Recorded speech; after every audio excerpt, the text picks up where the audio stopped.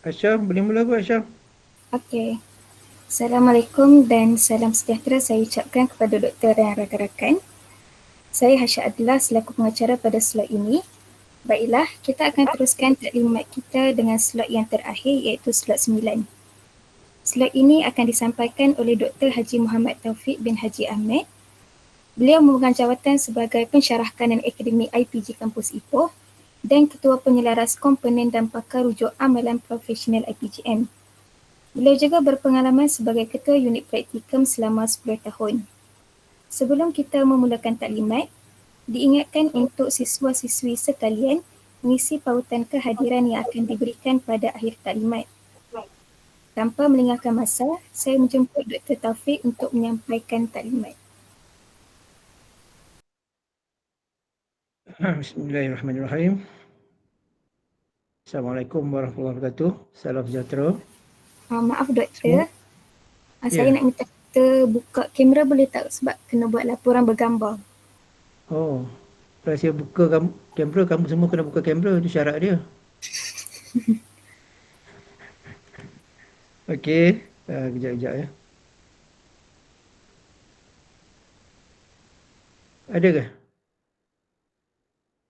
Ada Doktor? Dah ada? Okey. Ha. Baik. Baik. Assalamualaikum warahmatullahi wabarakatuh. Salam sejahtera. Okey, tahniah kepada semua pelajar-pelajar unit V, okey, untuk melaksanakan program amalan profesional yang tak akhir lah ya. Kamu akan buat sekali internship kan? Kumpulan kamu. Betul? Betul. Okey, baik. Yang kamu tak tahu pula. Okey, ini adalah bukan struktur baru. Kita baru mulakan dengan kumpulan lepas, unit U. Kamu adalah kumpulan generasi kedua yang melaksanakan struktur baru ni. Berbeza dengan senior yang sebelum ni lah. Okey, apapun saya ucapkan tahniah lah kepada anda kerana berjaya sampai ke saat-saat akhir ni, semester-semester terakhir sebelum anda meninggalkan IPG Kampus Ipoh dengan pelbagai pengalaman, pelbagai cabaran yang anda lalui sepanjang anda berada di kampus Ipoh ni. Okey. Jadi saya pun berpengalaman mengajar beberapa kelas di unit V, terutamanya bagi kelas meja bahasa Melayu lah. Okay?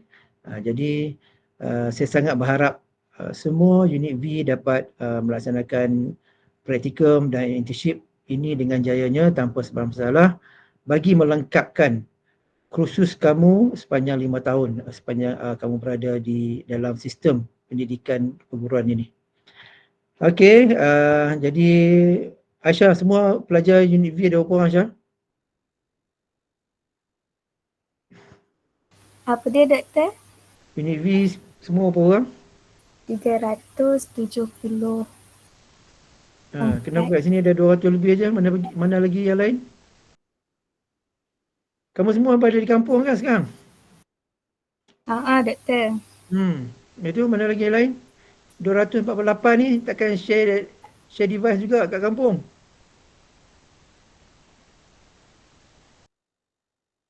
Ada yang tak adil lagi, ramai tak adil ni. Okey, saya harap apa yang kita laksanakan ini adalah taklimat merangkumi perkara-perkara terkini lah. Maklumat terkini yang merangkumi setiap aspek yang berkaitan dengan praktikum anda, dan saya nak anda semua maklum berkaitan dengan apa-apa saja yang anda laksanakan sepanjang tempoh amalan profesional berlangsung, dan ini bukan perkara yang sambil-sambil. Okey, saya nak ingatkan kita ada pelajar kita juga ada yang gagal dalam praktikum. Sebab praktikum ni bukan cerita sambil-sambilan ya.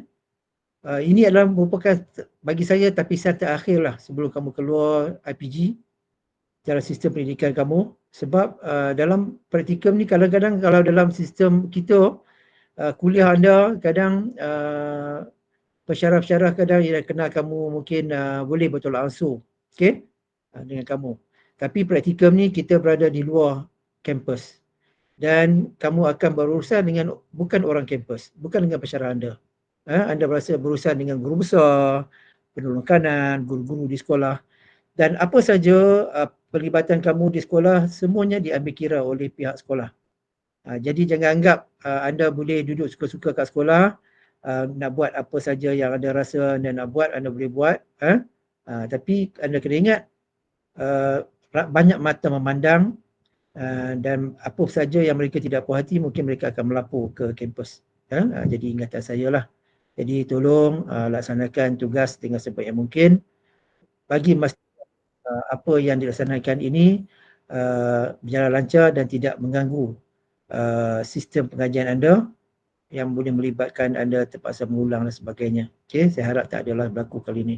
Tapi kita harap kita bersedia. Dan juga kita juga baru ni dimaklumkan dengan kes COVID yang dah mula merebak dan ramai juga, dan abg kita pun dah ada yang telah dijangkiti virus ini, dan kita juga kena bersedia juga. Takut, kita harap tidaklah takut sekolah ditutup semula dan kita terpaksa buat pengajaran secara online dan sebagainya, dan kamu tak bersedia dengan pengajaran secara online dan sebagainya. Okey, sangat berbeza. Anda pernah, kumpulan kamu pernah online tak? Tak kan? V tak pernah V satu yang tak pernah. Tak dengar? Tak pernah Doktor. Unit U pernah lah sekali. Oh, unit U V tak terlibat Okey, harap-harap tidaklah. Praktikum semasa menggunakan online sangat memerikkan. Ada yang kadang-kadang cikgu tu masuk, seorang cikgu, seorang murid. Jadi macam mana cara nak menilai? Jadi penilaian kita menunjukkan pengajaran kamu tak menarik. Jadi murid tak masuk dalam online. Itulah penilaian kita. Jadi seorang guru yang berkaliber, dia punya murid yang suka pada dia, murid akan masuk dalam kelas dia. Murid tak masuk. Jadi first impression kita, murid tak suka cikgu ni mengajar. Itu satu. Sebab kita ingat bila kita mengajar dalam online, kita bukan mengajar macam bersemuka, kita boleh menyediakan alat itu, alat ini. Semua apa saja bahan secara online. Gunakan bahan TMK dan sebagainya lah. Okey, baik. Saya nak terus saja untuk taklimat ini, dan kalau boleh, kalau kita dapat habis awal, kita selesaikan awal lah. Sebelum ni, slot apa sebelum saya Tadi slot siapa? Slot Dr. Hanim, Jurnal dan Penyelidikan. Okey, jurnal dan penyelidikan. Dia dah menerangkan bagaimana mengisi jurnal dalam MyForum?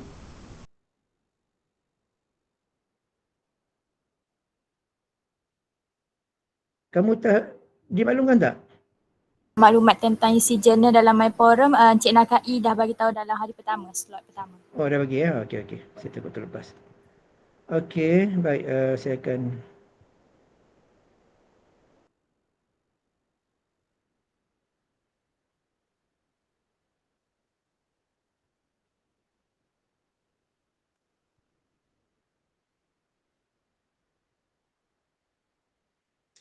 Okey, saya akan masuk kepada tajuk praktikum bertema. Tapi saya rasa praktikum bertema ni kamu dah maklum. Seperti mana yang kamu laksanakan semasa fasa 1, kamu sudah buat pun. Itu semua adalah bertema. Nanti saya akan kemaskan lagi lah dari segi pelaksanaan. Cuma saya nak share lah beberapa perkara yang saya harap, saya nampak ada perkara yang perlu kita share bersama. Untuk kita pastikan anda semua dapat melaksanakan tugasan dan juga amanah dengan sebaik yang mungkin. Jadi sebelum kita masuk kepada yang bertema, saya suka nak share sikit berkaitan beberapa isu yang kita boleh bawakan untuk berbincang semasa di sekolah nanti. Okey, mungkin isu-isu ni telah berlaku di sekolah dan semasa kamu praktikum fasa 1. Jadi kalau ada masalah ini berlaku, boleh kita berbincang dalam ini untuk kita share pengalaman-pengalaman kamu yang semasa kamu praktikum fasa 1, dan adakah isu-isu ini telah diselesaikan ataupun adakah isu ini masih lagi kamu tidak dapat selesaikan. Okey, baik.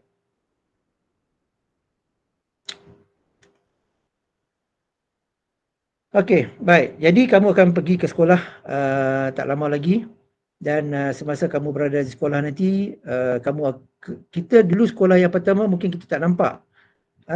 Mungkin kita tak hadapi masalah ni, tapi mungkin sekolah kedua nanti kamu mungkin hadapi masalah ni. Jadi kita cuba solve problem itu dan kena pasti masalah-masalah yang telah berlaku. Mungkin kamu tak kena, mungkin rakan kamu kena, dan mungkin kita boleh share sama untuk kita lihat isu-isu sebelum kita pergi tengok yang seterusnya lah. Okey, pertama ada sekolah yang bagi jam tidak mencukupi. Okey, seperti yang kita maklum, jam yang anda wajib kepada anda ialah 8 waktu, betul? Adakah dimaklumkan begitu? Betul. Betul Okey, 8 waktu maksudnya paling minimum adalah 8 waktu ni adalah paling minimum. Maksimum berapa waktu? Kan kamu boleh ambil? 12. 12. Okey, 12 waktu. Jadi minimum ni 8 waktu, maksudnya 8 waktu ni yang paling minimum ialah major ialah 8 waktu dan elektif 2. Ini paling minimum. Kalau kamu tak dapat jam ini, kamu kena usahakan sampai dapat. Okey? Sama juga jika kamu dapat jam terlalu banyak, lebih daripada 12, kamu kena usahakan supaya kamu dapat 12 saja. Ini kamu kena uruskan bagaimana kamu nak handle masalah ini dengan pihak sekolah. Kalau tak dapat juga, kamu kena uruskan dengan pesyarah penyelidik anda. Jadi ini perkara kita kata mandatory lah, jam kita. Tak boleh lebih dan tak boleh kurang. Dalam kategori itu saja. Kalau dapat 10, okeylah, tak ada masalah. Paling maksimum 12. Okey, ada juga masalah-masalah di sekolah nanti kamu akan jumpa yang pihak sekolah bertegas nak bagi kamu 14 contohnya. Guru besar tu bertegas juga. Okay? Jadi kamu jangan biarkan kes-kes macam ni. Tak apalah, saya mengajar jugalah. Tak boleh. Sebab ini adalah garis panduan kita dan sekolah juga kena patuhi garis panduan kita lah. Okey, RPA ditulis dalam bahasa Melayu kecuali bagi mata pelajaran bahasa ibunda di SJKT, SJKC. Okey, kepada yang mengajar di SJKC, SJKT, macam mana nak buat RPH ni? Kamu mengajar PJ, mengajar RBT. Ini isu-isu yang tak selesai. Okey, jadi kamu yang terlibat dengan biasanya untuk elektif lah, contohnya elektif major bahasa Melayu, elektif RBT. Jadi RBT tu kamu kalau sekolah Cina mengajar dalam bahasa Cina lah. Ada tak pelajar Melayu yang tagging SJKC atau T? Ada. Ada. Ramai ke? Ramai ke? Okey, kamu standardise sekolah dah dapat belum? Belum, Doktor. Belum. Okay. Cuba pastikan sekolah kamu nanti yang tagging SJKC dan JSKT, kamu ditempatkan praktikum ni di sekolah SK juga. Sebab kalau kamu pergi ke sekolah SJKT, SJKC, kalau contohnya kamu RBT, elektif RBT, kamu kena mengajar dalam bahasa Cina. Okey, itu sudah menjadi dasar di sekolah. Kita tak boleh nak minta, bolehkah saya mengajar dalam bahasa Melayu? Tak boleh. Jadi nanti tak apalah, unit praktikal akan lihatlah perkara ni. Jadi kamu pastikanlah kamu berada di sekolah yang betul lah. Okey, sebab nanti kamu akan ada masalah ketika untuk sebab medium bahasa mereka adalah bahasa ibunda dia. Pelajar tak menguasai menggunakan, saya rasa ini Cik Nakai akan settlekan benda ni lah. Okey, Ejen KI. Kemudian pelibatan luar pelajar tidak menjalani praktikum ketika menjalani praktikum. Okey, ini adalah peringatan kepada anda semua. Kalau siang lepas mereka ada terlibat dengan beberapa program-program di peringkat IPGM. Jadi kamu ataupun yang saja-saja nak pergi ambil melibatkan diri dengan program-program luar semasa praktikum. Okey, pada dasarnya saya kata tidak dibenarkan. Itu saja. Pada dasarnya tidak dibenarkan. Jadi kalau kamu terlibat untuk siang depan, contohnya untuk program-program sama ada di kampus ataupun di luar kampus, pastikan anda tidak terlibat lah. Itu je lah. Kalau anda terlibat juga, anda kemungkinan ada masalah. Sebab anda tidak ada masa untuk mengganti kelas. Hari itu wajib diganti. Kehadiran praktikum 100%, kena ingat tu. Jadi waktu itu anda akan melihat bagaimana, sebab kalau dulu mungkin dah ke praktikum saja mungkin ada ruang seminggu lagi untuk kamu ganti. Tapi untuk ini, kamu lepas praktikum terus saja kamu akan ada internship. Jadi kalau kamu tak dapat ganti, kamu terpaksa hold dan bawa ke semester satu lagi di depan. Orang lain dah pergi nak siap konfu, kamu dah mengganti praktikum lagi.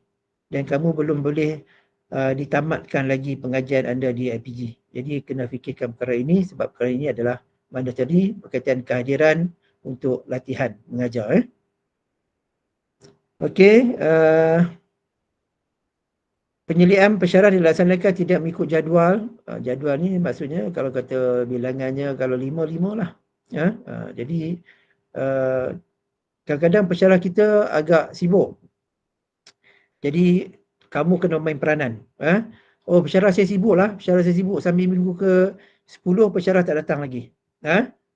Ini amat-amat dilarang, dan kalau kesalahan ini berlaku, anda juga dipertanggungjawabkan. Sebab anda adalah pelajar dan anda ada tanggungjawab dan amanah untuk pelaksanaan amalan profesional ini. Jika bilangan penyelidikan tidak cukup, maksudnya markah anda tak cukup. Jadi bila markah yang tak cukup itu, kerugiannya di pihak anda lah. Jadi anda kenalah berurusan dengan pensyarah anda yang sibuk tu. Ada ramai pensyarah yang sangat sibuk di IPG Kampus Ipoh ni. Termasuk saya lah. Okey, jadi kadang pensyarah itu dia terlalu sibuk, dia terlupa dah praktikum dia. Jadi kamu sebagai pelajar kena alert dengan perkara ini, ingatkan dia. Saya pun insya-Allah lah setakat ni ingat lagi lah, walaupun sibuk. Okey, kemudian pengisian maklumat dalam MyForum tidak mengikut arahan dia sepatutnya. Okey, berapa RPH yang perlu anda upload dalam MyForum?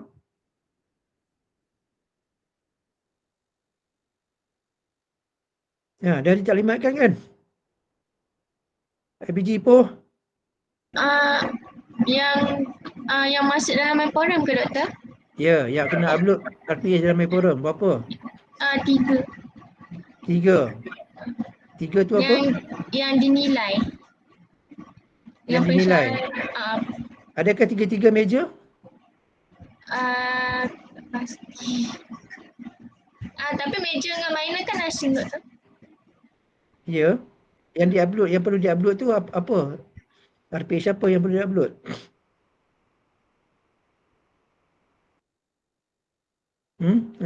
Kamu nak pergi praktikal ni nak upload apa? Okey, pertama 1 meja, 1 elektif dan 1 kokor. Okey, kita ada 3 kategori tu sebagai bahan untuk bukti yang sebab MyForum ini dipantau oleh pihak BJM ya. Jadi kamu kena alert lah benda tu. Nanti contohnya jangan lupalah kalau kata kamu buat penilaian 1, up adalah 1 RPH kamu yang telah dinilai tu. Okey, jadi kena perkara-perkara sini kena alert. Lagi apa lagi kena upload ke MyForum? RPH Koko, jurnal. Okey, jurnal. Jurnal maksudnya jurnal kamu tu setiap minggu lah, 1 minggu sekali lah jurnal. Okey, baik. Jadi jangan lupa tanggungjawab anda dan pastikan bila jurnal yang dihantar itu disemak oleh pensyarah. Okey, kalau kita buka, macam saya dulu, saya admin, saya check. Saya selalu check, tengok pensyarah mana yang tak semak jurnal. Dan saya tak panggil pensyarah, saya panggil pelajar. Sebab pelajar tak mengingatkan pensyarah dia untuk menyemak. Sebab bila pensyarah komen saja dalam jurnal kamu, dalam pemantauan admin, dia akan keluar right tu. Okey, kalau selagi pensyarah tak komen, dia akan nampak dalam sistem kita, dashboard kita akan nampak pangkah itu. Jadi bayangkan atas nama kamu ada 12 pangkah di situ, itu sudah menunjukkan siapa. Salah satu kategori bila saya pergi buat rentasan cemerlang, itu antara perkara yang saya semak lah. Nak cemerlang, tapi tengok pensyarah langsung tak menyemak jurnal. Jadi ini isu-isu yang sentiasa berlaku. Kadang kamu tak perasan. Oh, kenapa saya tak dapat cemerlang? Rupanya jurnal kamu tertinggal. Kamu upload tapi tak disemak, tak dikomen.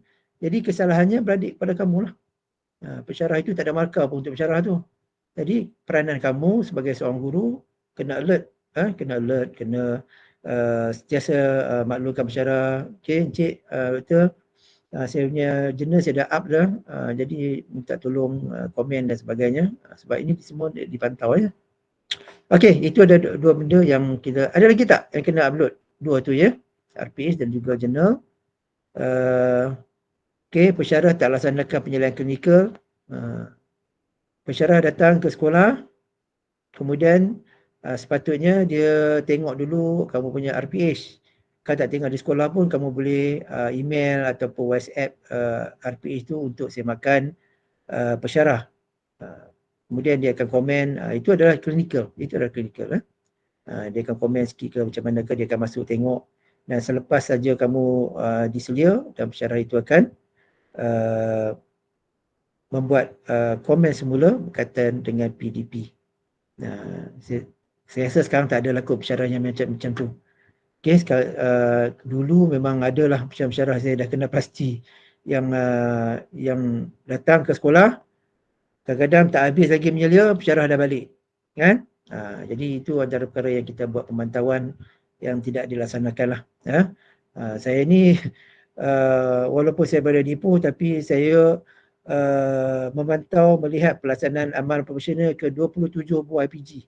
Sekarang 28 di bawah kita. Sekarang yang baru LTEC dah masuk ke IPG, di bawah IPGM.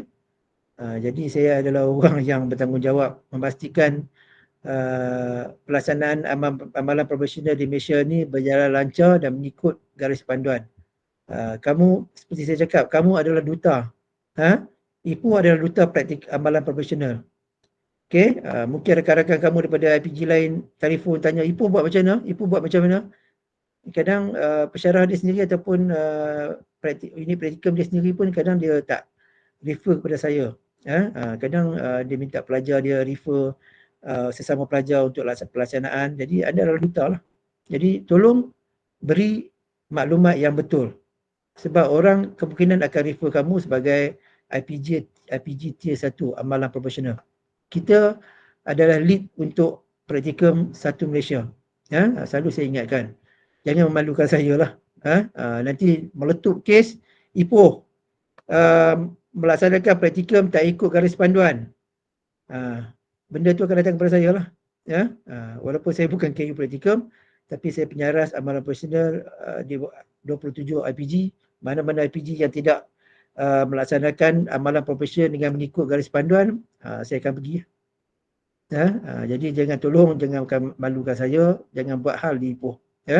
Jadi walaupun saya tak berada unit praktikum, tapi saya memantau dengan maklumat-maklumat yang ada lah. Mungkin saya akan tanya dengan pensyarah-pensyarah, saya akan tanya dengan pelajar juga kaitan dengan pelaksanaan amalan profesional ni.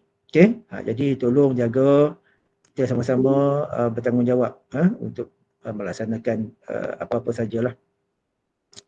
Okey, jadi kamu pernah akurlah dengan segala garis panduan amalan profesional yang apa saja yang ditaklimatkan oleh unit praktikum, oleh pensyarah, pegang itu dan buatlah sebaik yang mungkin apa juga pesanan dan amanat yang diberikan.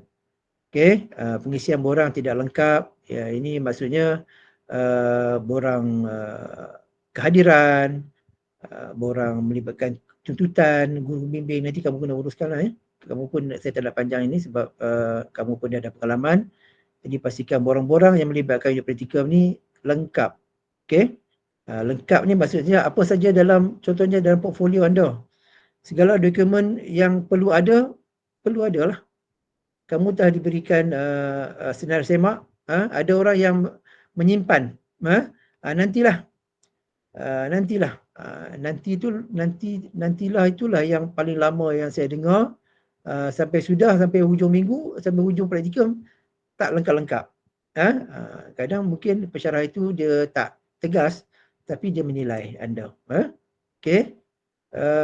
perlu laporkan segera masalah kepada pihak yang berkenaan dengan kadar segera. Maksud saya jika sekarang berlaku sebarang apa saja yang melibatkan pelajar dan juga pihak sekolah, okey, tolong laporkan segera ke unit praktikum lah. Okey, first laporkan kepada pensyarah penyelia dulu.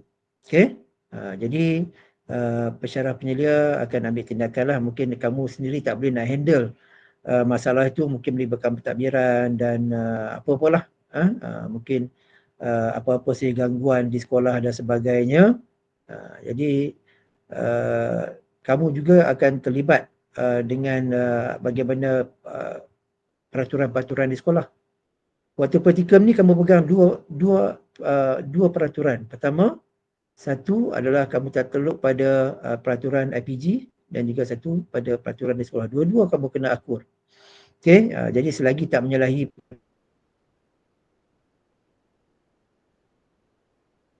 peraturan itu, okeylah.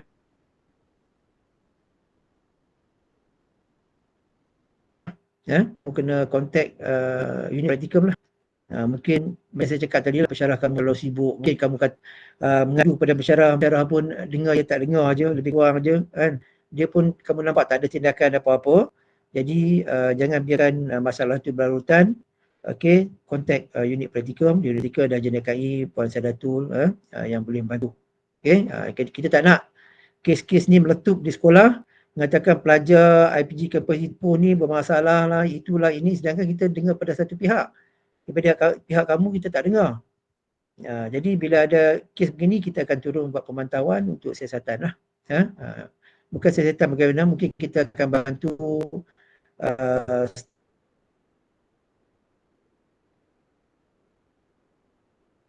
yang mana kita boleh bantu.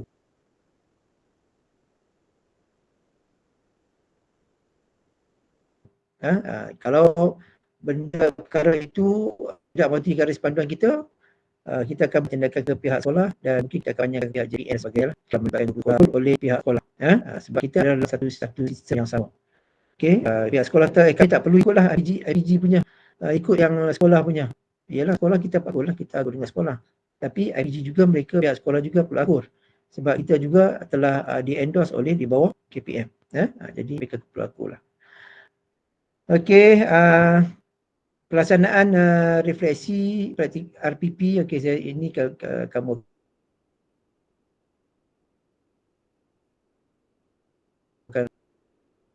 dia.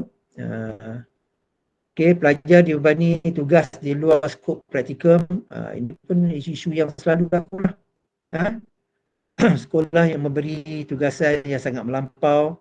Bukannya kita terima apa saja arahan pihak sekolah untuk kita bantu pihak sekolah buat itu ini. Mengikut sekadar atau semasa kita melaksanakan praktikum tak boleh lah.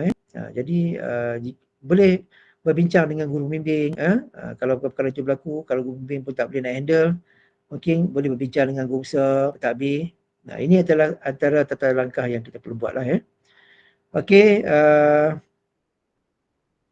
ada juga pensyarah yang tukar pelajar tanpa pengetahuan unit praktikum. Tiba-tiba aja kamu tengok tukar lecturer, tukar pensyarah penyelia. Okey, cuba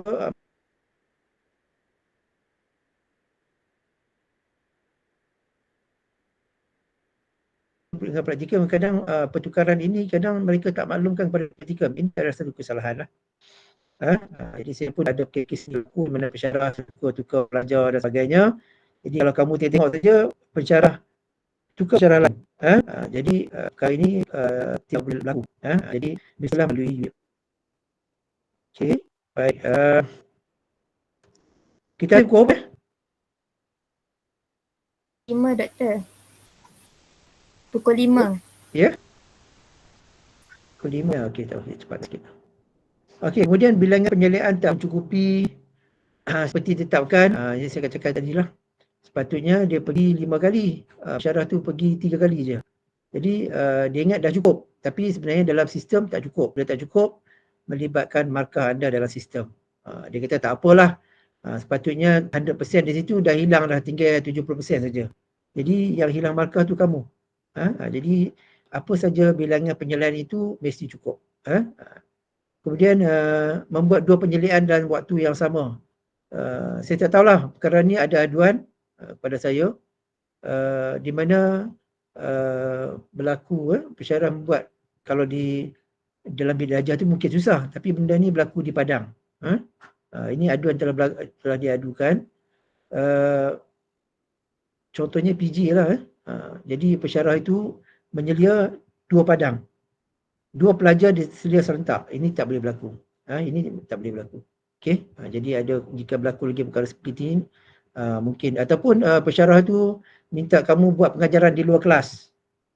Seorang berada mungkin buat di dewan, seorang mengajar kat depan, seorang mengajar kat belakang. Pensyarah tengok sebab pensyarah ni sibuk ni, kan? Ini perkara yang telah dilaporkan lah. Pensyarah sibuk. Jadi dia menyelia 2 orang pelajar dalam tempoh yang sama. Dia tengok sana, tengok sini. Itu tak valid. Penilaian itu tak valid. Jadi kalau berlaku, tolong buat laporan. Ini satu lagi aduan yang berlaku, pelajar buat bahan TikTok yang tak sesuai. Okey, jadi untuk praktikum ni berhenti dululah. Kita sangat-sangat tidak menggalakkan, walaupun TikTok itu ada sesi pembelajaran dan sebagainya. Okey, untuk di semasa praktikum, tolong stop. Tak perlulah kamu nak ambil gambar pengajaran kamu, nak ditayangkan media sosial dan sebagainya. Okey, ini bagi kita menyalahi etika dan jangan buat. Okey, jadi ini apa yang kes-kes yang telah dilaporkan lah. Jadi saya harap untuk kali, sebab saya pernah dapat maklumat ini daripada IPG lain. Ini perkara yang ini live saya dapat daripada IPG lain yang berkata, you perasan tak ada pelajar Ipoh buat TikTok waktu praktikum? Siap dia tunjuk lagi TikTok dengan saya. Jadi saya pun tengoklah, mungkin saya pun tak kenal sangat dengan pelajar ni, jadi saya pun maklumkan dengan praktikum lah. Pastikan benda ni tak berlaku. Dan bila orang sebut Ipoh ni, saya sangat sensitif lah. Macam orang mempertikaikan saya. Saya menguruskan satu Malaysia, tapi Ipoh hancur. Ipoh ada masalah. Okey, jadi perkara ini kita tak nak lah. Okey, sediakan borang pada dasar keperluan, pensyarah tidak membuat penyelidikan bersama. Ada kes tak penyelidikan bersama ni. Waktu penyelidikan bersama, pensyarah masuk seorang-seorang. Ada kes. Ini ada aduan yang berlaku. Jika ada, tolong buat aduan. Dan pencalonan pelajar cemerlang perlu mencapai tahap cemerlang secara keseluruhan lah. Ini tak apalah, cemerlang yang ni itu urusan pensyarah lah. Okey. Baik. Okey, baik. Seterusnya kita nak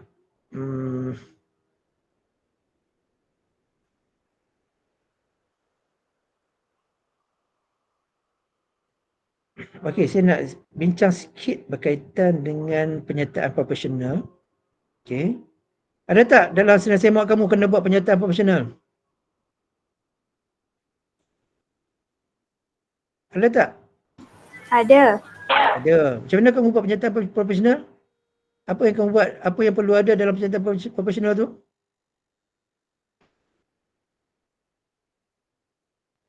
Apa yang perlu ada dalam penyertaan profesional? Okey, amalan profesional, penyertaan profesional adalah satu komponen yang kita perlu membuat laporan dalam penyertaan profesional itu. Dan bila pengalaman saya kebanyakan bila saya pergi cek penyertaan profesional pelajar, ramai yang tidak mematuhi apa kehendak penyertaan profesional yang sebenar. Okey, dapat? Boleh nampak? Boleh. Okey, baik. Sebab ini saya kesan ni semasa praktikal yang baru lepas, unit W pun saya jumpa, unit V dulu pun saya jumpa, saya tanya penyertaan profesional ni buat apa? Yalah, tulis laporan je lah kata dia tulis laporan je. Tak betul lah. Okey, jadi apa yang sebenarnya kita boleh tengok dari segi konsepnya. Penyertaan hasrat. Ingatlah bila kamu nak masuk IPG dulu dalam interview, penyertaan hasrat. Kenapa you nak masuk IPG? Hasrat kita kan. Itu panel tanya. Sebab saya seorang panel interview. Itu yang saya selalu alert dengan pelajar tu. Jadi penyertaan hasrat ni apa yang kita nak buat you nak masuk PG ni apa? Sebab apa? You nak pergi sekolah ni sebab apa? Harapan yang cuba ditetapkan sendiri oleh individu yang digarapkan dan dicapai dalam jangka waktu yang ditetapkan. Jadi apa yang hasrat kita nak buat semasa itu selain daripada tugas-tugas rutin kita. Penyataan atau hasrat ditulis sebelum bermulanya aktiviti yang hendak dilaksanakan. Maksudnya kita ada betul, kita sebelum, semasa dan selepas. Betul tak? Okey. Okey, ciri-ciri penyataan profesional ni mestilah difokuskan kepada suatu bentuk tugasan yang lebih spesifik. Tugasan bina apa? Tugasan itu, tugasan aktiviti yang boleh dilaksanakan secara lebih objektif, tugasan aktiviti yang boleh dinilai dan diukur tahap keberkesannya di akhir tempoh yang ditetapkan. Okey, kalau di sini kita nak lihat apa yang kita nak buat semasa di sekolah. Okey. Tujuannya adalah untuk menentukan hala tuju atau fokus tugasan yang hendak dilaksanakan dengan jelas sebelum praktikum, membantu pelajar merancang strategi pelaksanaan aktiviti difokuskan sistematik dan mencapai objektif yang ditetapkan. Okey. Jadi maksud saya begini. Bila kita nak pergi ke sekolah, kita kena ada satu perancangan. Yang mana perancangan itu salah satu mini projek. Salah satu kita perlu apa yang kita nak bawa ke sekolah tu yang kita punya. Walaupun kamu tak diminta untuk membuat projek seperti mana dalam internship dan sebagainya, tapi kamu perlu membuat di sekolah sesuatu yang kamu nak bawa. Contohnya lah kalau pelajar meja bahasa Melayu, pelajar meja bahasa Melayu, dia mesti ada sesuatu nak buat. Contohnya, okeylah, saya nak buat pertandingan apa? Pertandingan bercerita. Ataupun pertandingan ataupun nak buat kuis yang melibatkan ada pertandingan dan sebagainya. Kita boleh buat. Tapi bukan di peringkat yang besar, tapi cukup untuk peringkat kelas. Jadi itu yang kamu nak kena tuliskan dalam kamu punya penyataan proporsional. Antara kategorinya yang kita nak tulis, aspek yang ditulis di situ. Okey, sebelum praktikum, saya bercadang untuk semasa pengajaran bahasa Melayu nanti, saya nak buat pertandingan berbalas pantun. Kejap ya.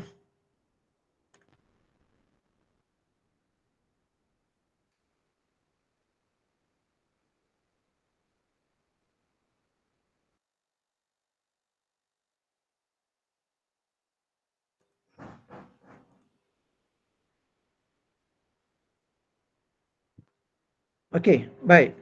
Jadi dalam penyataan profesional, salah satu kategori yang kamu kena masukkan apa harapan ataupun apa cadangan untuk kamu nak bawa ke sekolah. Jadi contohnya kalau bahasa Melayu ni ataupun kalau kamu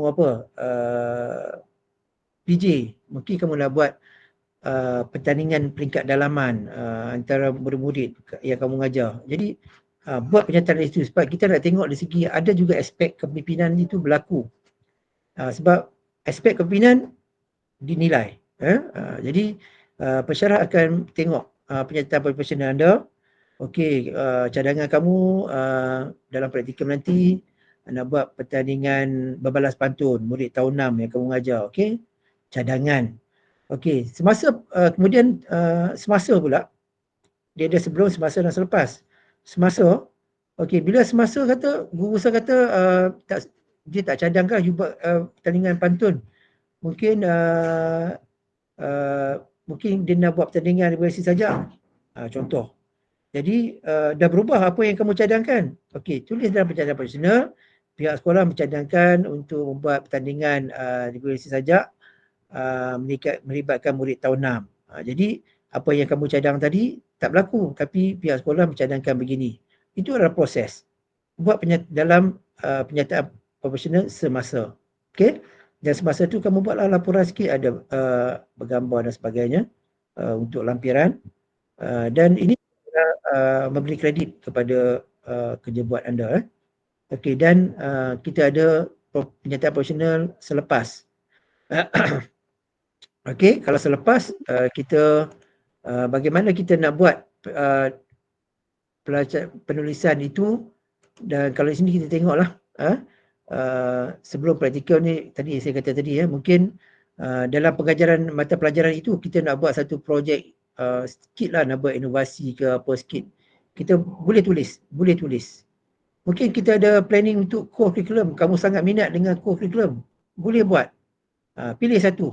Ataupun dalam pengurusan belajar dan sumbangan kepada sekolah. Ini adalah perkara yang kita boleh masukkan dalam penyertaan profesional, dan kalau biasanya saya syarah akan pergi, dia akan tengok apa yang kamu nak buat ni. Okey, saya pun tak tahu. Sekarang ni ramai cara baru mungkin ada yang terlepas pandang dan sebagainya, tapi ini perkara yang perlu kamu buat lah. Dan benda ini bukan satu benda yang besar, tapi kena buat sebagai menyambut penyertaan profesional yang kita tetapkan. Macam saya katalah, just kita buat dalam kelas saja, hanya kita saja yang menilai, kita saja yang mengurus, dan ada laporan, ada gambar dan sebagainya. Okey? Jadi ini komponen, ada tujuan tugasan, merancang, menjadikan instrumen penilaian. Ini kalau adalah kata ada, tak semestinya ada ini, tapi apapun ada perancangan, ada pelaksanaan. Okey, ini semasa praktikum, melaksanakan aktiviti, strategi seperti dirancang, merekod pelaksanaan setiap aktiviti. Okey, kalau tidak seperti dirancang pun, tulis dalam report itu, menyatakan pihak sekolah minta buat tukar buat ini begitu, ya. Okey, baik. Kemudian selepas praktikum kita reflect balik lah. Mungkin kita kena buat sikit analisis data berkaitan dengan pelaksanaan, kejayaan ataupun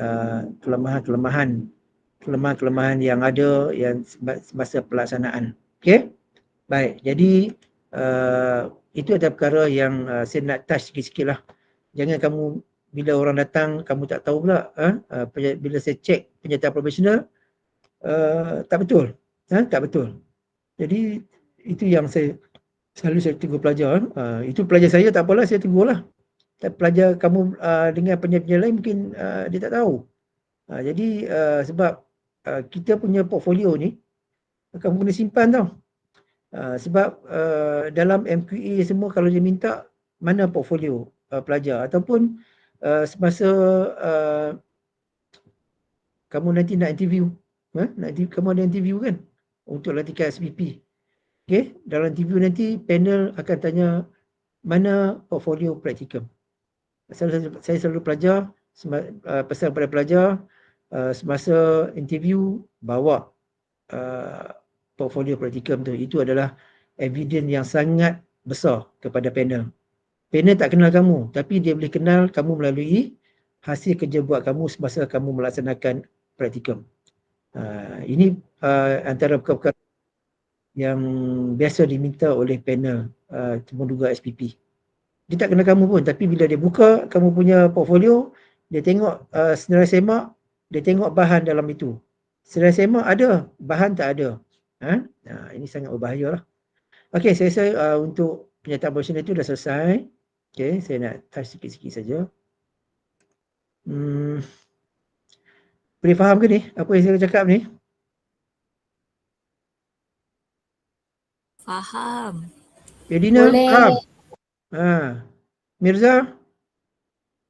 Tidur ke Mirza? Faham, Doktor. Faham. Okey, baik. Alhamdulillah lah faham.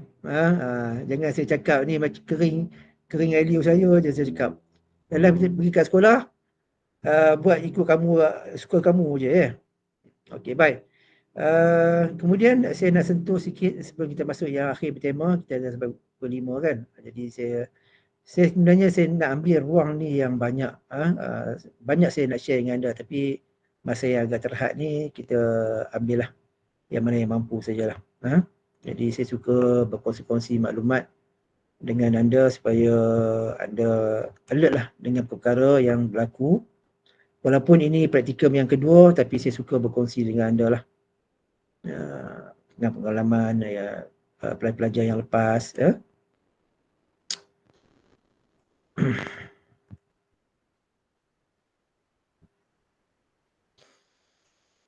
Okey, ini saya suka berkongsi dengan anda berkaitan dengan isu-isu isu-isu yang saya buat ni bukan isu ni berlaku di IPG Campus Ipoh saja, tapi isu-isu ni global lah. Kadang-kadang perkara ni dibawa oleh KUQ Praktikum. Selalu saya memersyarat, saya memanggil KUQ Praktikum seluruh Malaysia. Selalu saya share maklumat, mereka juga share maklumat dengan saya. Jadi apa-apa maklumat tu saya kadang saya kutip lah ya. Okey, dah bersedia untuk pergi praktikum? Dah. Okey, saya harap dah bersedia. Bila? Berapa bulan? 2 bulan kan? Okey, pakai pakaian cantik-cantik. Pakai bedak tebal-tebal. Okey, baik. Jadi kesediaan mental dan fizikal. Saya suka nak menyebut, kadang kita terlepas pandang. Adakah kita bersedia? Berapa persen kesediaan kita untuk pergi sekolah? Sampai waktunya orang suruh saya pergi sekolah, saya pergilah. Unit praktikum dah hantar surat suruh pergi ke sekolah, saya pergilah, kan? Kemudian sampai sekolah, apa nak buat? Buat ikut suka saya lah. Yang mana rasa saya boleh buat, saya buat lah. Yang tak mampu buat, saya tak perlu buat lah. Tapi kena ingat, kita ada 1000 mata yang memandang. Jadi bila kita berada di sekolah, kita orang asing di situ. Orang akan melihat, oh ini pelatih IPG Ipoh, ini pelatih IPG Ipoh. Kalau sekolah-sekolah yang berada sekeliling ni, mereka dah kenal sangat lah. Dia orang selalu komplain dengan saya, betul, siang lepas saya dapat pelajar bagus lah. Tapi kadang-kadang sebab apa? Sebab guru bimbing tu biasanya guru bimbing yang sama. Oh, tahun ni saya dapat pelajar masalah lah tu. Kenapa dia ni begini kan? Jadi perkara itu maksudnya dia menilai kamu. Mungkin dia tak cakap dengan kamu, tapi bila dia jumpa bersyarah, dia akan berbincang. Dia akan nyatakan, sebab biasanya kalau guru bimbing yang biasa bimbing pelajar, dia boleh membezakan, oh yang senior itu begini, yang kamu begini, kan? Unit W itu adik kamu tu begitu, bagus pula. Main datang yang kakak abangnya lain macam pula, dia punya PL je. Jadi perkara ini kamu kena ingat, kamu diperhatikan, kamu sentiasa dinilai. Walaupun guru pembimbing kamu yang menilai kamu tak nampak, tapi guru lain boleh nyampai maklumat pada dia. Petang semalam saya nampak pelajar tu duduk kat belakang kantin merokok. Dah satu hal. Satu image kepada guru pembimbing, oh dah ada negatif tu. Semalam saya nampak ada pelajar perempuan tu, loceng tak bunyi lagi, dia duduk dalam kereta lah. Dia main WhatsApp. Okay, jadi maklumat tu sampai. Kadang sampai ke guru besar. Kita kena ingat, ramai mata merhati kerana kita tak perasan. Jadi kita kena tengoklah di mana kita. Macam saya lah bersyarah. Kadang saya berada di luar, saya tak kenal pun pelajar. Tapi pelajar memerhati. Kan? Pelajar kenal. Kadang saya minta maaf lah, bukan semua saya kenal. Kadang tengok muka pun macam pergi KFC. Kan? Tengok pelajar ni macam kenal, tengok pekerja ni macam kenal, kan? Tapi kalau saya kenal, saya tegur lah. Dan dia dah boleh lari. Ada ramai pelajar kita ni banyak part time dan sebagainya. Tak apalah, itu jangan ganggu kerja-kerja buat kita. Terutamanya yang buat part time tu, waktu praktikum tolong tolong uruskan diri. Kalau boleh stop sekejap lah part time tu. Sebab kerja praktikum bukan kerja sambil-sambilan. Sebab waktu praktikum ni kamu melibatkan kerja yang bersungguh-sungguh, menyebabkan kamu perlu buat persediaan RPH setiap hari sampai ke malam. Tolonglah jangan ambil RPH kawan-kawan, modified RPH. Kadang-kadang RPH kawan tu sebiji digunakan balik. Seperti yang saya maklum, RPH kawan kamu tak sama dengan RPH yang kamu nak guna. Sebab dia buat RPH berdasarkan pelajar dia. Kamu buat RPH berdasarkan pelajar kamu. Tahap pelajar berbeza. Jadi kamu sendiri yang boleh menyesuaikan apa yang kamu rancang untuk pelajar. Okay, baik. Jadi kesediaan mental dan fizikal. Emosi. Jangan amarah. Tak nak pula nanti dengar langgar murid pula. Itu polis dah langgar murid. Kan? Jangan lepas ni ada cikgu langgar murid pula. Hati-hati bawa kereta dalam kawasan sekolah. Kadang perkara mungkin kita tak sengaja tapi nak kawasan sekolah ni kadang murid-murid yang kecil-kecil, darjah 1, darjah 2 main jelah kereta, nak mengundur kereta dan sebagainya, kamu hati-hatilah, kawasan itu kawasan yang sangat terbuka murid-murid. Jadi tolong jaga emosi, tolong kalau siapa yang hot temper tu tolong belajar downkan sikit, reducekan kita punya emosi, kemudian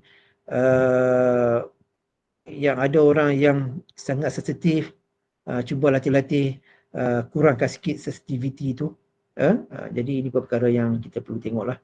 Kita menguruskan diri kita, jangan melibatkan dasar emosi kita menyebabkan kita punya prestasi kita jatuh. Okey, dari segi intelek, bagaimana kita nak pastikan kemampuan pemikiran kita, intelek kita. Dari segi rohani, kita sekarang ni kita ada karamah insaniah. Bagaimana kita nak menjati dirikan kita dengan apa nilai-nilai yang baik. Jadi inilah nilai-nilai yang kita nak bawa dalam kita punya tugas.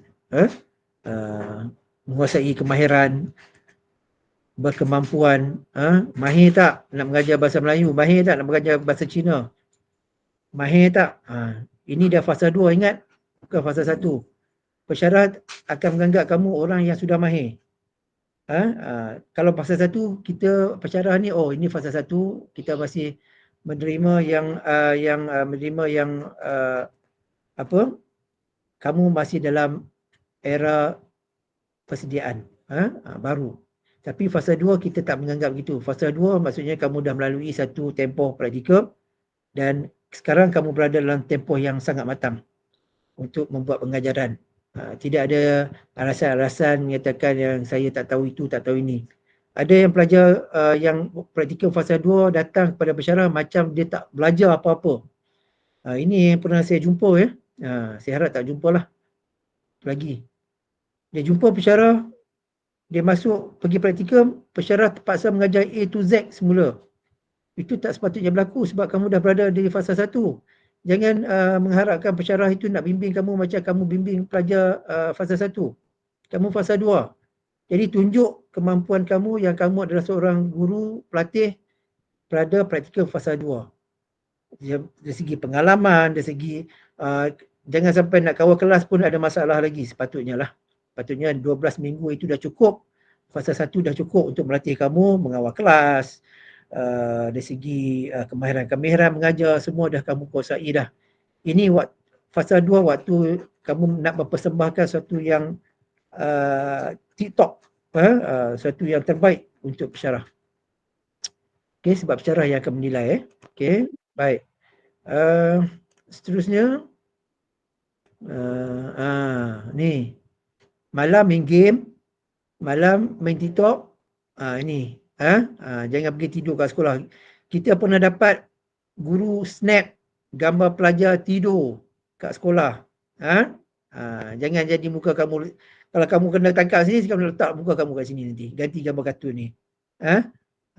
Okey, baik.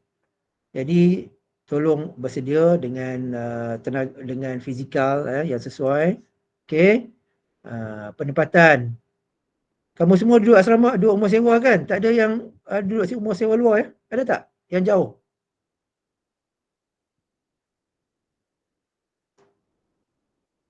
Unit V? Boleh dengar ke suara saya ni? Rumah sewa. Semua duduk sekolah berdekatan ya? Okey. Kalau dulu kita ada pelajar yang menyewa di sekolah di kampung-kampung, inilah rupanya. Bayangkan kamu pergi duduk rumah yang bersembunyi. Sebab alhamdulillah kamu dua-dua praktikum dapat sekolah berdekatan. Saya pernah menguruskan menghantar pelajar praktikum hingga ke Teluk Intan, hingga ke Bagan Serai, hingga ke Kampar, atas pada Kampar lagi apa ya. Saya pernah hantar pelajar sejauh itu.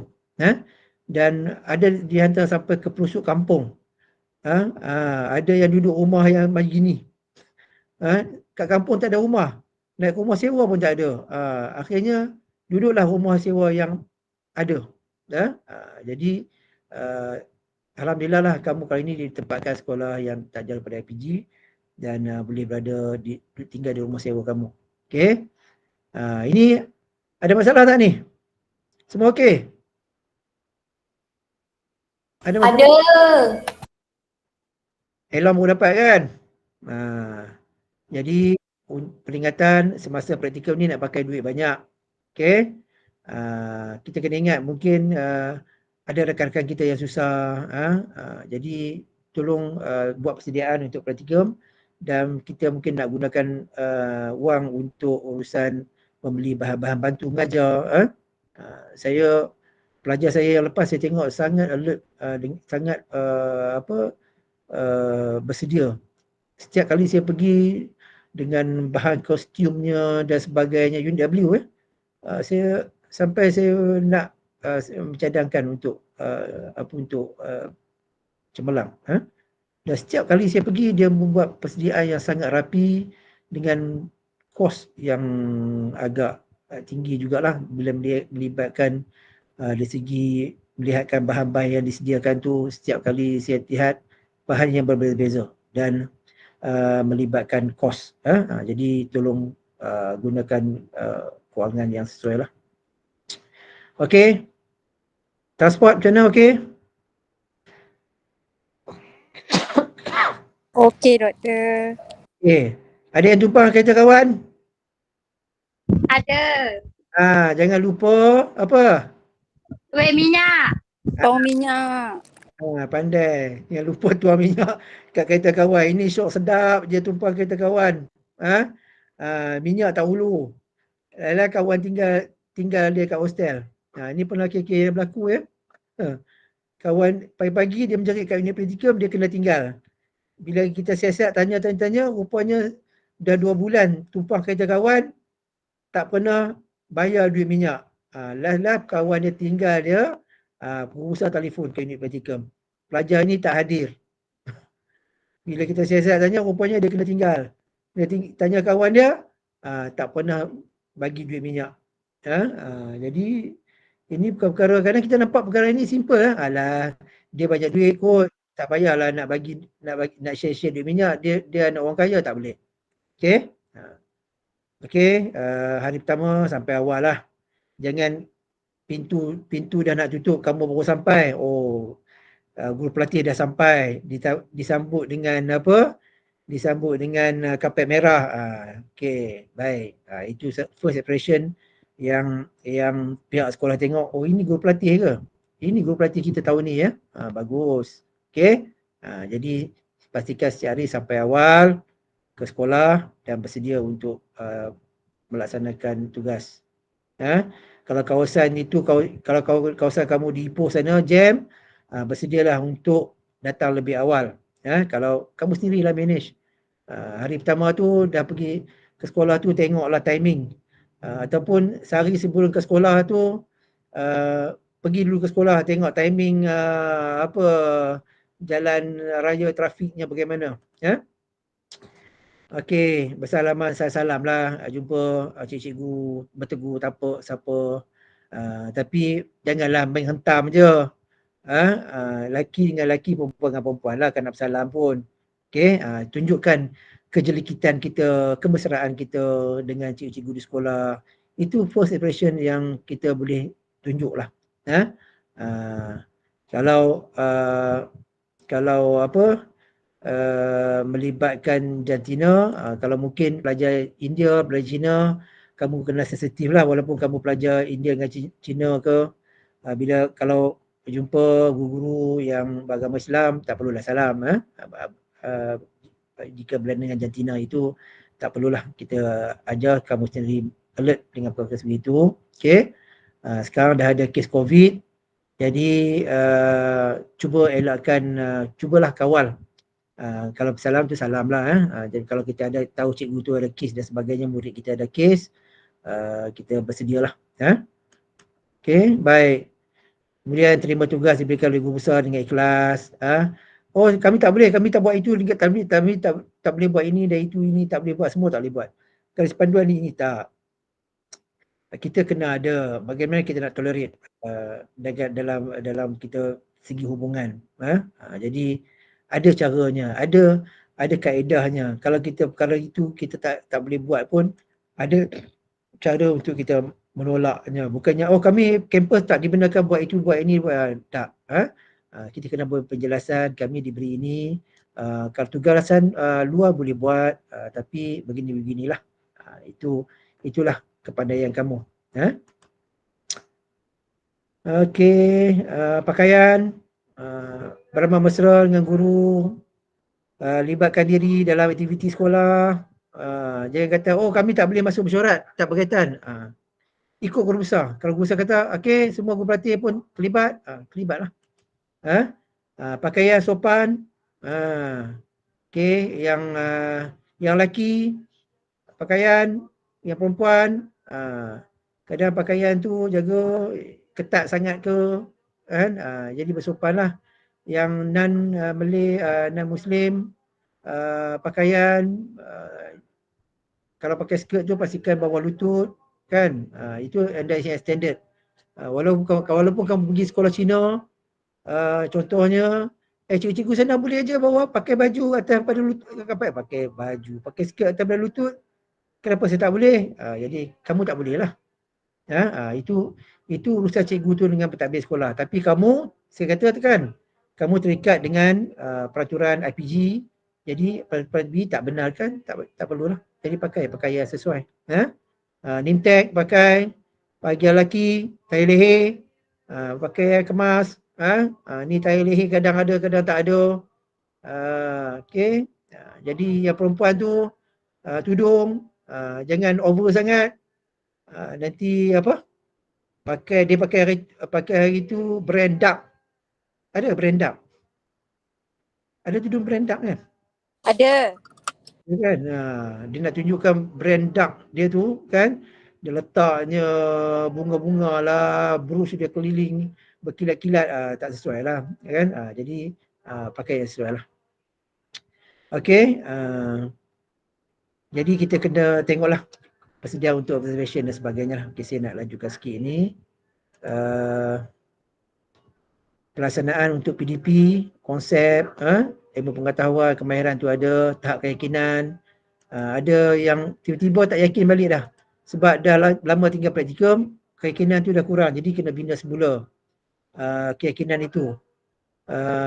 Penguasaan pedagogi, selalu saya ingatkan ke sekolah bawa buku pedagogi tu. Kaedah-kaedah teknik tu memanglah kamu tak hafal. Tapi setiap bawa buku tu rujuk di sekolah, nak buat aktiviti apa esok. Kamu tak hafal pun benda tu, jangan pergi buat benda yang sama. Kaedah dan teknik setiap berbeza. Okey.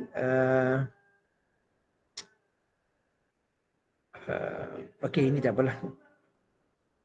Okey, last slide. Baru saya nak masukkan kita punya tajuk sikit.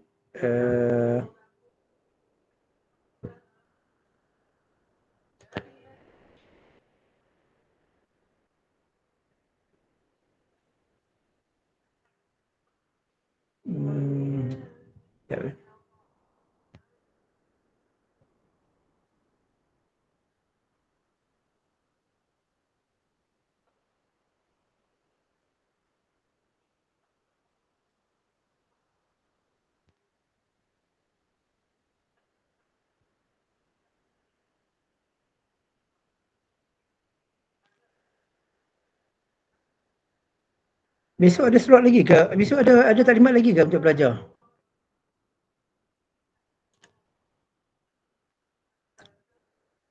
Besok ada lagi ke untuk belajar? Ada. Ada lagi doktor sampai hari Khamis. Sampai Khamis? Guru bimbing bila minggu depan ya? Guru bimbing minggu depan ya? Taklimat guru bimbing. Saya pun terlibat. Tak pasti doktor. Ya. Okey, ini sebenarnya kita dah sebenarnya telah ditaklimatkan kepada kamu sebelum ni, jadi saya ambil slot ni slot akhir lah ya. Jadi untuk pelaksanaan praktikum bertema pun kamu pun dah tahu. Okey, selalu cuma kamu tertinggal saja segi pelaksanaan. Kadang tulis yang bertemanya apa, dah tulis dah perancangan kan, pelaksanaan, pengayaan, refleksi dah tulis. Tapi kamu tak buat pun. Kamu tak beri tempuan pun.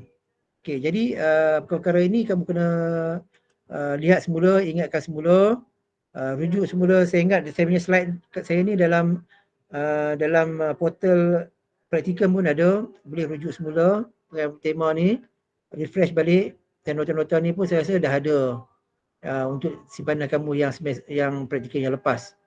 Okey, baik. Jadi kita refresh balik sajalah ya. Okey. Untuk kali ni kita nak tengok fokusnya lebih pada pengayaan dan refleksi. Okey, markahnya tinggi di situ. Markah tingginya di situ sekarang. Ini fasa 2. Tapi apapun kita masih kena melengkapi semua aspek secara total dan pastikan kita cermelang dalam setiap aspek. Okey. Jadi kalau kita tulis untuk tema kali ini, lebih banyak kamu letakkan di situ, temanya adalah pelaksanaan dan pengayaan. Refleksi pun saya ingat sekali dua bolehlah. Tapi dalam tema kali ini, tak perlu lagi kamu nak letakkan perancangan. Kamu tahu kan, saya dah cakap tadi, perancangan ini hanya kita sangat menekankan ketika fasa 1. Sebab ketika itu kamu baru berlatih untuk merancang buat pengajaran. Tapi untuk fasa 2 kita expect yang kamu sudah menguasai pengajaran itu dan kamu sudah menguasai perancangan. Okey, tapi ikutlah, kalau pensyarah kamu nak juga berfokuskan, bertemakan perancangan, kamu buatlah. Tak salah pun. Tapi untuk SEM ini, fasa 2, kita lebih menumpukan kepada pengayaan dan refleksi sebenarnya. Kita punya percentage kita berat di situ. Tapi saya masih lagi menekankan pelaksanaan. Okey. Jadi dalam perancangan ni yang kamu nampak ni adalah aspek ataupun apa yang ada dalam perancangan itu. Dan dalam pelaksanaan masih lagi diambil kira, dititik beratkan, iaitu bagaimana kamu buat pengurusan bilik darjah, kemahiran pengajaran, pentaksiran, pencapaian objektif pembelajaran dan aplikasi nilai. Okey, jangan lupa dalam pengajaran kita, setiap kali pengajaran kita ada pentaksiran. Selalu saya tanya pelajar saya, pentaksirannya di mana? Pentaksirannya di mana? Okey, mungkin pensyarah minta, okey, tema hari ni pelaksanaan dan saya nak temanya pentaksiran. Jadi maksudnya kita masih buat semua aspek yang lain, tapi kita menjuruskan bagaimana kita nak buat. Hari itu pensyarah nak tengok aspek pentaksiran kita buat, PBD. PBD. Jadi dalam PBD ini kita mungkin kita hanya nampak kamu buat pengajaran begitu, tapi dalam RPH kamu kena menyatakan kita melaksanakan aspek PBD, pentaksiran PBD ini dalam langkah 3 contohnya. Langkah 3 ni kita buat pentaksiran PBD. Mungkin dari segi bacaan, mungkin kita minta pelajar itu membaca dan dalam masa yang sama kita mencatat kelancaran aspek bacaan dia, dan mungkin pensyarah nak tengok apa yang kamu dapat tadi. Kita buat pentaksiran, tema pentaksiran. Jadi walaupun kamu dah buat pengajaran secara sepenuhnya, di mana aspek pentaksiran yang diberi tema itu? Jadi pensyarah boleh minta, sebab kamu tulis di situ adalah pelaksanaan berdasarkan pentaksiran. Okey, jadi kamu kena tunjuklah. Okey, tadi ketika buat bacaan, saya menilai pelajar ni baca dan berada bacaannya berada di tahap 3 ke, tahap 4 ke, dan juga pengayaan. Okey, ini juga sangat ditekankan. Di peringkat ini kamu dah masuk dah pedagogi terkini. Kreativiti, inovasi, kemarahan insaniah yang ditekankan di sini dah masuk dah semua. Ingat kamu berada di fasa 2 sekarang. Okey, baik. Saya suka nak share berkaitan perbezaan fasa 1, fasa 2 ni. Kalau kamu tengok di situ, fasa 1 dulu perancangannya 25%. Sekarang aspek perancangan tinggal 15 saja. Pelaksanaan 25, sekarang tinggal 15. Tapi apa yang tekankan di sini, fasa 1 dulu amalan pedagogi terkini 10. Sekarang dah naik 20 wajarannya. Okey. Kemahiran insaniah 10, sekarang 20. Okey. Dan kita ada refleksi 30, 30. Masih segi sama. Itu sebab refleksi yang wajaran yang sama. Tapi saya kata untuk kita tengok di fasa 2 sekarang, iaitu amalan pedagogi terkini dan kemahiran insaniah itu. Okey, apa pun di pelaksanaan itu adalah basicnya, asasnya. Okey, baik. Okey, ini perancangan, saya tak nak fokus di perancangan. Okey, ini adalah pelaksanaan dari segi permulaan PDP, perkembangan dan penutup. Okey, walaupun dia tinggal 15% di fasa ini, tapi secara keseluruhannya masih lagi dilihat kepentingan bagaimana kamu melaksanakan itu. Tanpa pelaksanaan bagaimana kita tengok yang lain. Okey, jadi aspek pelaksanaan ini diambil berat walaupun 15 pelaksanaan itu adalah keseluruhan minit pertama dan hingga minit ke 60. Jadi saya rasa kamu dah tahulah kalau permulaan tu CNUC lah. Dalam perkembangan pengajaran itu kita ada langkah-langkah, aktiviti, kaedah pengajaran dan sebagainya. Okey, jadi kaedah pengajaran itu dari segi strategi dan segalanya adalah terikat dengan kita punya pedagogi masa kini. Di dalam perkembangan ni lah kita akan lihat juga pedagogi masa kini itu apa yang kamu nak buat di situ berdasarkan amalan-amalan terkini. Janganlah dia bawa cerita kotak beracun lagi lah kan. Itu dah 30-40 tahun dulu punya pengajaran lah. Jadi kita nak tengok lah yang terkini. Sehingga pesyarah kamu kagum. Oh, kamu buat begini. Macam mana? Kadang pesyarah pun tak tahu. Ada kaedah-kaedah baru yang diguna pakai dan kadang pesyarah pun tanya kamu balik, ni kaedah apa ni? Kita takut begitu. Tapi advance lah. Kamu boleh buat satu yang baru dan bagaimana kita nak hasilkan pengajaran kita yang terbaik. Ingat, kamu berada di fasa 2. Dan pelajaran itu kita adalah pengurusan biaya darjahnya, kita ada kebatnya, nilai. Nilai ni selalu orang lupa. Siapa yang di bawah saya dulu, maklumlah, aspek nilai itu selalu terlupa. Dan akhir baru teringat kan. Sebenarnya nilai itu berlaku sentiasa dalam pengajaran. Okey. Yang kamu tak tulis pun kamu boleh tulis. Okey, kemudian ini contohlah. Ini yang sekarang, ini yang rasanya 2-3 tahun yang lepas. Sekarang ada banyak lagi yang baru. Okey, pergi buat research, pergi cari yang terbaru, bawa, cuba buat. Janganlah hari pesyarah tu datang baru kamu nak cuba buat. Itu bukan cuba, itu dah buat. Jadi hari sebelum pesyarah datang tu cuba buat. Macam mana kita nak buat satu strategi ataupun teknik ataupun kaedah yang baru. Kan? Jadi kita cuba dulu supaya budak tu faham, oh begini buat. Jadi bila kita pesyarah datang, baru kita gunakan kaedah itu depan pesyarah. Baru benda itu dapat dilaksanakan dengan lancar. Jadi ini adalah contoh-contoh lah. Tapi kalau kamu nak buat ini pun masih lagi valid. Kita nak buat 6C, kreatif, critical, collaborative, communication, karakter. Inilah komponen yang kita nak buat. Okey. Tunggu kejap ya.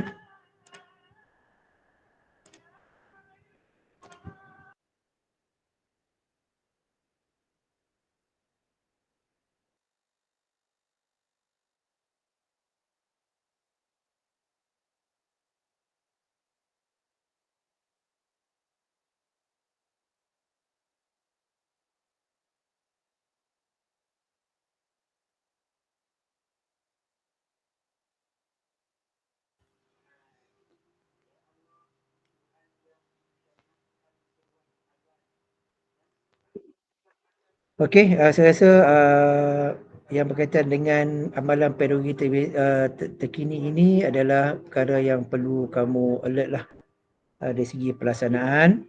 Dan pastikan sekarang ni kita ada pedagogi terbeza. Pedagogi terbeza. Antara yang terbaru yang kita boleh guna pakai dalam pengajaran. Buatlah, belajarlah. Dah belajar pedagogi terbeza? Dah tahu?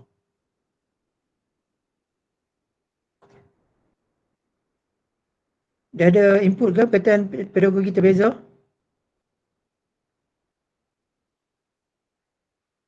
Belum lagi? Macam saya cakap seorang je dalam ni ya. Itu saya malah online ni. Faris, Muhammad Faris? Belum. Ha? Belum, besok rasanya. Slot tu. Belum? Esok? Besok. Okey. Jadi, tak apalah, kamu belajarlah bagaimana nak buat teknologi terbeza. Ini semua perkara-perkara baru yang kamu perlu bawa lah. Okey, saya rasa yang lain kemarahan insaniah ini yang mana okey. Kamu nak merujuk kemarahan insaniah yang mana ni? Sekarang ada banyak kemarahan insaniah. Kamu nak rujuk yang mana?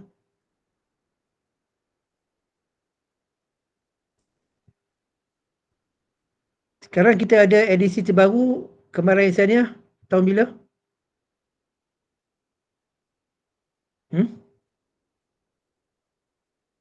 Unit V, kamu guna Edisi Kemas Kini 2022. 22. Betul?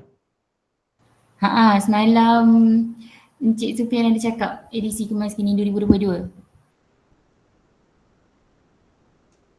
Ya ke? Kan Dr. Ken, dia buku panduan kemahiran insaniah IPJM. Sebab penilaian kamu dalam kita punya RMK, kita berpegang kepada insaniah 2019. Kalau kamu tengok dalam borang penilaian juga adalah insaniah 2019 sebab kita praktikum kita berpegang kepada RMK yang asal 2019. Okey, jadi kalau kamu tulis nanti siapa-siapalah nanti kamu BM kan? Selain daripada BM, meja apa lagi ada dalam sini? Saya nak standardize kan. Di sini ada meja BM, meja apa lagi? BM saja kan dalam ni? Tesel. Apa? Tesel. Tesel, okey ada Tesel sini lagi. Tamil. Tamil, bahasa Cina, betul? Okey. Kemahiran insaniah, rujukan apa yang diberikan oleh pensyarah Tesel semalam?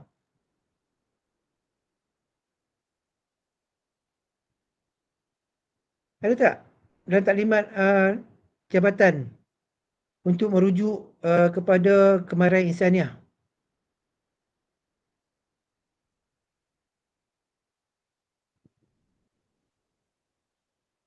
Tak ada? Okey, tak apa. Sebab kita berpegang kepada RMK, kita tak berpegang kepada MK. Jadi dalam RMK kita, dan kalau kamu tengok dalam, kalau kamu tengok balik dalam penulisan, kamu punya penulisan itu, RPH, dia masih lagi merujuk kepada insaniah 2019. Kamu rujuk balik kepada sebab dalam kita punya borang PR juga merujuk kepada insaniah edisi 2019. Kalau kamu tulis yang edisi 2022, dia tak tally, tak match dengan borang penilaian pensyarah. Okey, tak apalah sebab saya akan selaraskan semula untuk semua pelajar. Nanti apa-apa maklumat terbaru saya akan maklumkan melalui unit praktikum lah. Sebab saya nampak macam ada kekeliruan di sini. Sebab kalau kamu nak pakai yang versi 2022, tapi kamu guna RMK yang lama. Dalam RMK yang lama masih dalam borang penilaian masih menggunakan borang menggunakan Insaniah 2019 dan penilaian pensyarah juga berdasarkan Insaniah 2019. Okey, nanti saya akan putuskan semula berkaitan ni, dan apa-apa saya akan maklumkan semula dengan unit praktikum lah, berkaitan dengan Insaniah ni untuk kamu tulis dalam pelaksanaan Insaniah dalam perancangan kamu nanti. Okey. Insaniah.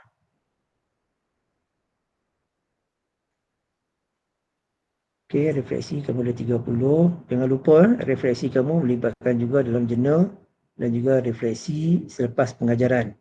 Okey, ramai pelajar yang saya jumpa yang tak tulis refleksi selepas PMP. Dia biar kosong aja. Ini antara perkara yang kita kena pastilah. Tolong, bila habis saja pengajaran, tulis refleksi akhir. Tak perlu saya nak mengajar lagi sebab kamu dah di fasa 2. Okey, kamu kena ingat refleksi kamu tu yang kamu tulis lepas PMP tu ada 30%. Kamu tak ada, maksudnya pensyarah kamu hilang 30% dalam penilaian pada hari itu. Dan juga ingat, kalau saya lah, saya selalu tengok balik RPH yang sebelum-sebelum. Bila RPH yang sebelum-sebelum ni, kamu ingat, kamu jangan ingat boleh terlepas. Okey, sekejap saya ada call.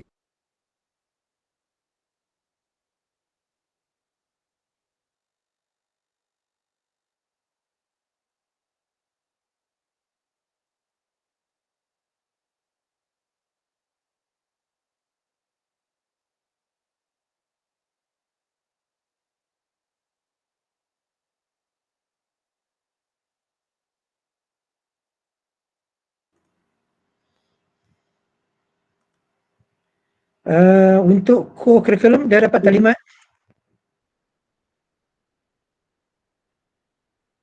Core curriculum dah dapat talimat? Dah, Doktor. Dah Okey. Jadi ada yang diputuskan bagaimana? Jadi kamu akan buat mana-mana sajalah unit untuk core curriculum itu ya. Saya rasa insyaAllah untuk tahun depan core curriculum akan berjalan seperti biasa. Jadi harap tak ada lagi lah yang skip. Jadi setiap minggu wajib kamu buat core curriculum. Wajib. Jadi contohnya sekolah saya bulan 3 baru nak mula core curriculum. Itu hal sekolah. Hal praktikum wajib buat sebab ada 10% di situ. Ada 10% di situ. Jadi wajib buat. Kalau contohnya sekolah tu tak buat, macam mana kamu nak buat? Contoh sekolah tak buat. Nur Fatini? Ada Nur Fatini? Ya, Doktor.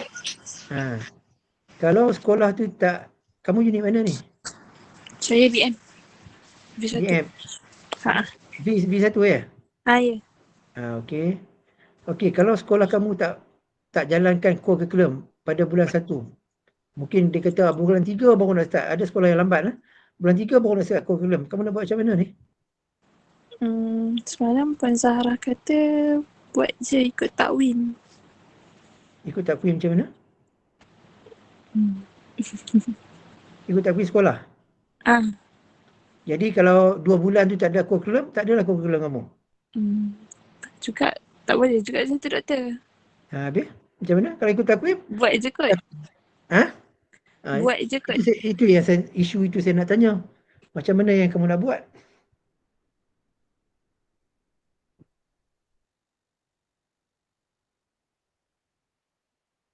Adakah solution lain bila isu sekolah tak buat curriculum, dia start lambat?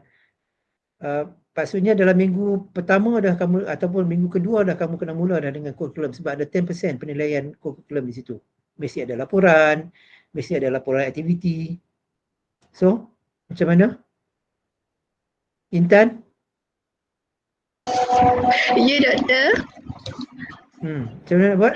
Maksudnya, kan kalau contoh KRS kan kita bilangan ramai kan, kita ambil lah beberapa orang dalam, ikutlah dalam 20 ataupun 30 orang ambil, lepas tu kita buat aktiviti dekat luar bilik darjah. Waktu bila nak buat? Selalunya hari Rabu lah. Kalau sekolah tu tak buat co-curriculum hari Rabu, Kita guna budi bicara dengan cikgu, dengan guru. budi bicara. Ah, Bas sekolah dah set dah pukul 1.30 bas sekolah nak ambil budak tu balik dah. Maksudnya ataupun kita ambil waktu kelas yang boleh kita ambil lah. Kan kalau macam bila kita boleh pakai budi bicara dengan Ini cikgu-cikgu. perkara yang Kalau kamu akan diizin- hadapi lah nanti. Kalau diizinkan lah. Okey, ini solution yang saya bagi ya. Okey, tolong kena buat co-curriculum wajib. Okey, isunya sekolah tak buat. Macam mana kamu nak buat? Okey, caranya kalau sekolah buat tu okeylah. On je lah. Ada laporan. Contohnya minggu pertama dia buat uniform, minggu kedua dia buat persatuan. Jadi kamu follow lah sekolah. Tapi contohnya minggu kedua pensyarah uniform tak payah datang. Sebab cikgu persatuan je datang. Macam mana? Kamu kena jadi cikgu persatuan. Kamu kena jadi, contoh ada sekolah ni pelaksanaan berbeza. Dia kata minggu pertama permainan saja, cikgu mainan je datang. Cikgu yang bukan mainan tak datang. Minggu kedua uniform saja datang. Minggu mainan tak datang lah. Cikgu persatuan tak datang. Kamu kena datang setiap minggu. Jadi macam mana? Kamu kena minta pihak sekolah. Okey, kalau waktu permainan, kamu guru mainan lah. Kalau waktu uniform, kamu guru uniform lah. Jadi setiap minggu kena datang. Ikut apa yang dirancang oleh pihak sekolah, mengikut uniform. Ada sekolah yang dia buat semua. Tak ada masalah lah. Kalau kamu guru KRS, KRS je lah. Setiap minggu kamu mengajar. Jadi itu satu. Kemudian itu kalau sekolah yang buat, sekolah langsung tak buat. Ni kamu nak pergi sekolah ni macam-macam ragam sekolah ni. Langsung tak buat. Okey, caranya contohnya kamu meja kamu bahasa Melayu. Jadi meja bahasa Melayu kamu mungkin ada 6-8 waktu lah seminggu contoh. Okey, kamu ambil 1 hari 1 jam ambil waktu bahasa Melayu tu, declarekan 1 jam waktu bahasa Melayu tu sebagai co-curriculum. Dan kamu tak boleh buat uniform, kamu tak boleh buat olahraga ataupun permainan. Yang kamu hanya boleh buat persatuan saja. Faham? Jadi waktu BM itu kamu buat persatuan bahasa Melayu untuk meja bahasa Melayu. Kalau bahasa Cina, waktu bahasa Cina itulah buat persatuan bahasa Cina. Kamu tak boleh buat uniform ke, tak buat permainan, tak. Gunakan murid kelas kamu itu sebagai ahli persatuan. Waktu persatuan tu kamu buatlah. Kalau bahasa Melayu contohnya aktiviti menulis pantun ke, ataupun membuat gambar kebudayaan Melayu ke, apa benda lah aktiviti yang dipersatuankan dia dan jadikan dia sebagai, declarekan dia sebagai co-curriculum. Jelas tak apa saya cakap ni? Jelas. Okey. Jadi tak ada isu pelajar IPG Ipoh tak buat co-curriculum. Saya tak nak dengar sebab nanti kamu ni rantaian kamu ni besar. Kamu punya link dengan IPG lain. Saya tak ada dengar nanti IPG lain jemput Ipoh tak payah pun buat co-curriculum. Kawan saya di Ipoh tak buat pun, tak ada masalah. Saya tak ada dengar itu. Sebab saya dalam grup saya tu ada semua KQ praktikum. Dia selalu akan isukan dalam grup. Jangan keluar nama Ipoh. Pantang saya. Saya cari kamu. Okey, baik. Jadi apa-apa pun saya harap kamu clear lah dengan apa saja yang saya taklimatkan hari ini. Masa pun nak habis, dah hampir pukul 5. Jadi sebelum kita tangguhkan dulu perjumpaan kita, ada soalan?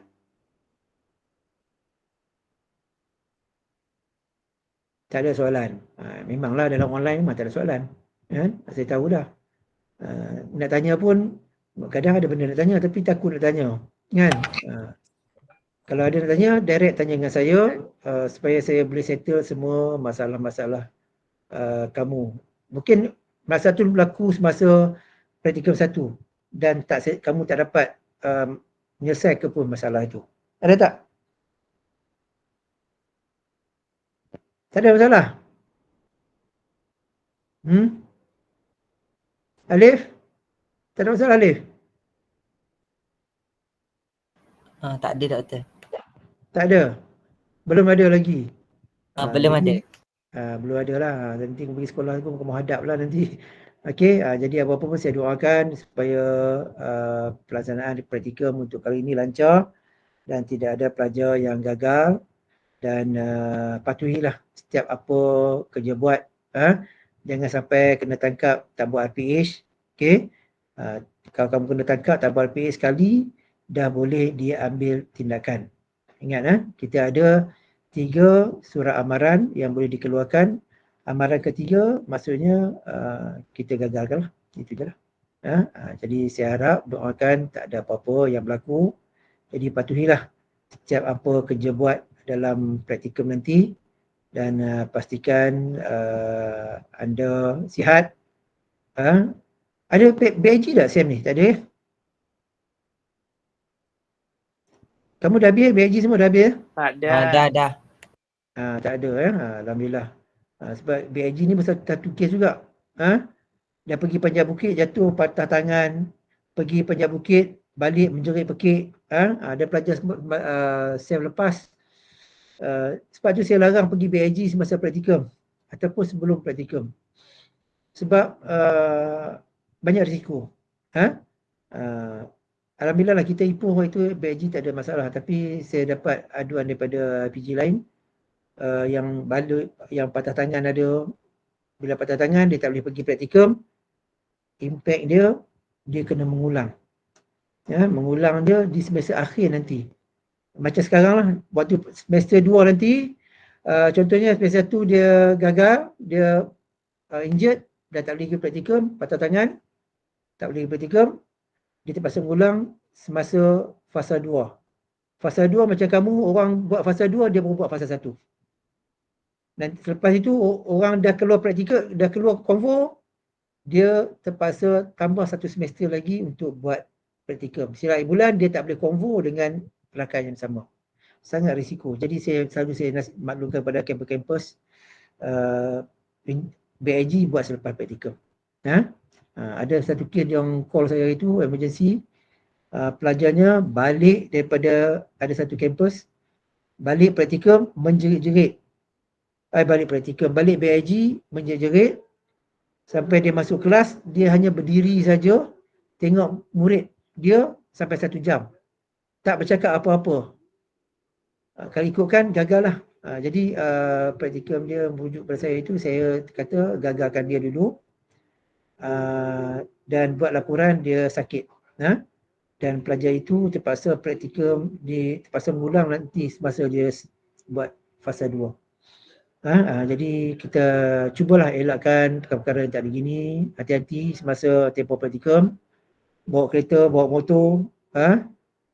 Pastikan dalam keadaan yang selamat. Kita doa banyak-banyaklah supaya perjalanan kita dan kita dapat tamatkan praktikum dengan jayanya, insyaAllah. Okey, saya rasa setakat itu saya dulu taklimat saya untuk kali ini, dan insyaAllah siapa yang bertuah di bawah bimbingan saya, setiap pensyarah JPM akan ambil 6 orang pelajar. Siapa yang bertuah di bawah bimbingan saya, insyaAllah lah jumpa saya lah nanti. Waktu praktikum nanti. Saya tak ambil sekolah jauh-jauh, saya ambil sekolah dekat-dekat je. Ikut rezeki kamu lah. Okey, insyaAllah kita jumpa lagi dari waktu. Maafkan saya jika ada bahasa-bahasa saya yang kasar dan juga kesalahan bahasa. Yang baik daripada Allah Ta'ala dan yang lemah itu daripada saya semua. Okey. Ada siapa? Siapa yang tanya apa ke? Baik, itu saja. Tak ada apa-apa. Assalamualaikum warahmatullahi wabarakatuh. Jumpa lagi, insyaAllah. Terima kasih. Terima kasih doktor.